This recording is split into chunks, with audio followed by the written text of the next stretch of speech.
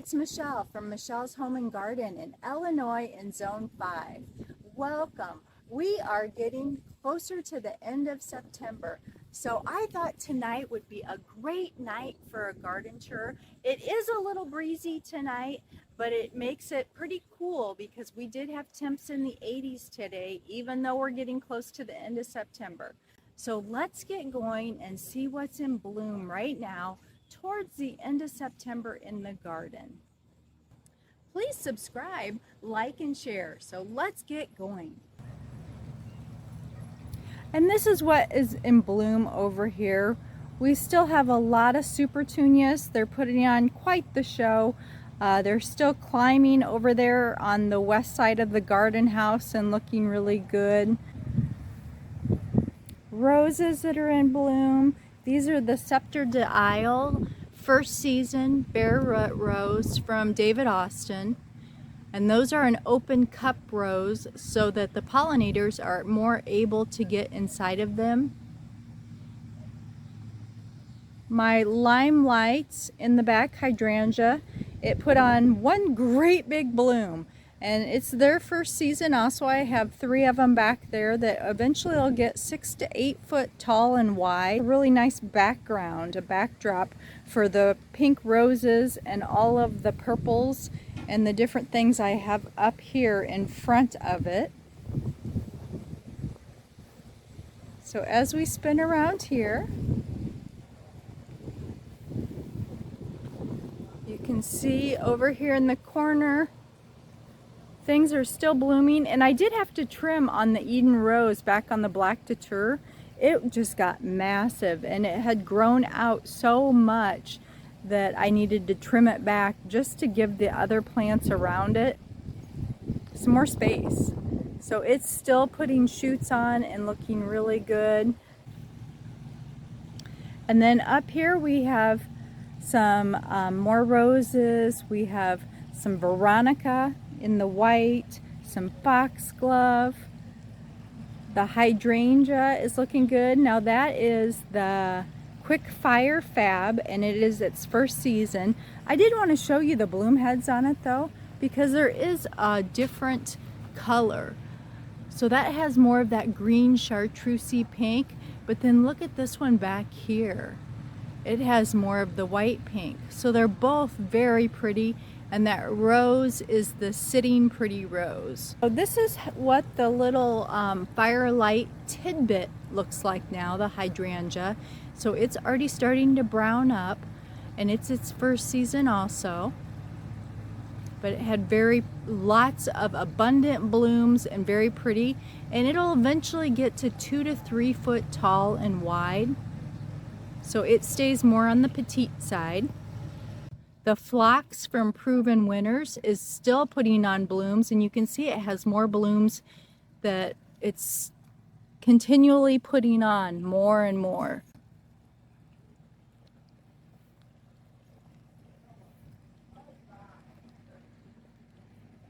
And this is the wee white incredible hydrangea, and it's got the little white heads on it, and it stays very petite, so it'll only get about a 1.5 foot tall and have those pretty white blooms on it. Oh, I did remember I talked to you about the alliums. Now the alliums, the Serendipity alliums, had turned all brown, and I had a can of plum colored spray paint. And so I experimented, and it turned out really well. That is all spray paint, because they would be brown, and from a distance, and even up close, you can't really tell that isn't their natural color. So I do like that, and I don't think it'll hurt the plant because it's just the heads of it. It's not the actual, roots or anything. But that was pretty easy to do. I took a paper plate and cut a hole in the paper plate, and then I just slid the paper plate down here on like that so that I could spray it without spraying all of the stalk, and it worked really well. Okay, the red and pink knockout roses are still blooming, still putting on a show.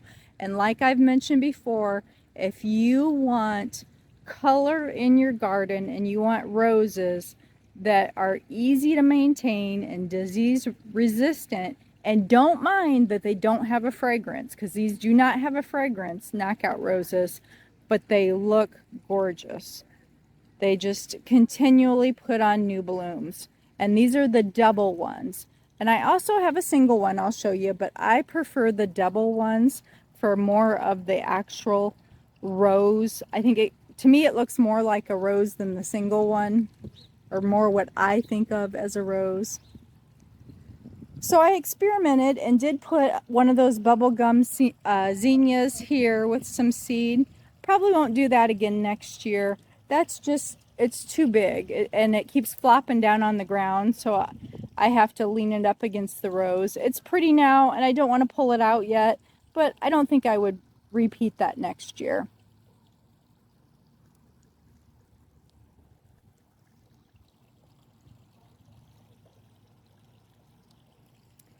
The Olivia Rose. Look how much growth she has put on. She is massive. I would say she's over 5 foot tall, which is taller than what she's even supposed to be. And this is only her second season, guys. So can you imagine when she continues to grow how big she'll be? She is really pretty though. Let me get a close-up on the blooms. Look at that. And I think there's one down here that maybe open a little bit. Yep. Just a very, very pretty pink rose. And that's Bosco Bell, another David Austin rose, and it's doing well. I moved it. It's only its second season, but I did transplant it this season from its original spot in the garden. So for being transplanted and having that shock to it, I think it's doing really well. The urns are doing fine. They still have the Supertunias in them, is the only thing I left in the urns right now, and I have not yet planted them up for fall. Actually, today is the first day of fall, but it's been pretty warm here, and so I have not got to that. So that's going to be my project probably here in the next week, is to switch it out and put something else in the urns. And do you see the pretty rose, the white Winchester Cathedral behind it popping through? It's gotten so big, it's actually in the urn. It's growing, it's leaning over into the urn. So this area back here has just taken off and pretty much has a mind of its own. Let me show you though, in one of the Lowe's, or no, Home Depot, I had bought that sweet Mademoiselle rose. I planted it back here. Not that I'll probably leave it here, but just when I wanted to get it in the ground. And it has started blooming. And it has gorgeous blooms on it. And they smell just wonderful. So I am really glad that I bought this rose. But I will be moving it because, as you can see, it's growing into the quick fire fab hydrangea, and so the hydrangea is going to need much more space.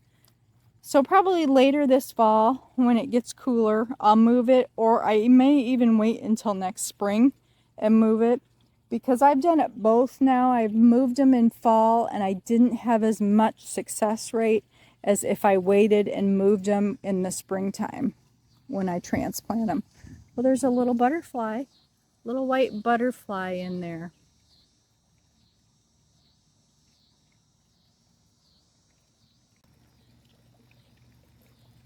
So the hydrangeas here are still in bloom. The two hybrid teas are putting on a lot of growth still under the tree, and they all have buds on them. So I think they're putting out their buds for one more time before we go into frost. So I've been very pleased with those two roses. They've done really well and look really pretty up against the fence. So as we go over here, look at the Eden Rose. It's taller than the Tutur now. And it's its second season. So it has just, it's loving where it's planted. It's doing really well. I did have a little mishap with my quick fire hydrangea there in the back. I had the little girl statue. If you can see the little white stone back there, it ended up sinking into the ground with all the rain and tilted, and then the statue fell over onto the hydrangea and broke off a big piece of it. So, but it still looks good. B on the Veronica or Victoria Blue back here.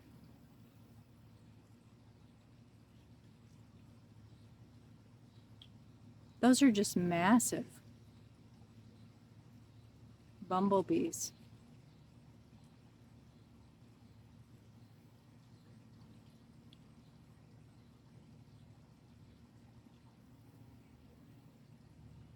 And then in the background you can see the perfume breeze, that little miniature, kind of like I mentioned before, kind of like a wild rose on the trellis. And it just keeps putting on more and more blooms, and it has grown now into the Tutur, and it's growing through the Eden Rose. And so there's blooms on that too. So I get a double effect. This is starting to put on its fall color, the shrub. So this will turn bright red, the whole thing. And speaking of bright red, we need to talk about, let me spin around here,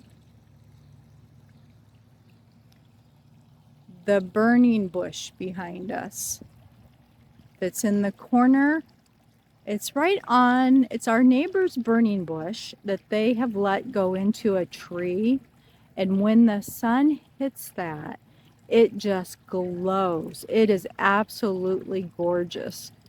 And so that's a borrowed view that we get to enjoy in the fall as a backdrop to our bench and the arborvitaes and the fountain, and just really pretty. Well, I hope you enjoyed the garden tour and seeing the back garden on this first day of fall in September. I'll see you in the next one, everybody. Have a great day.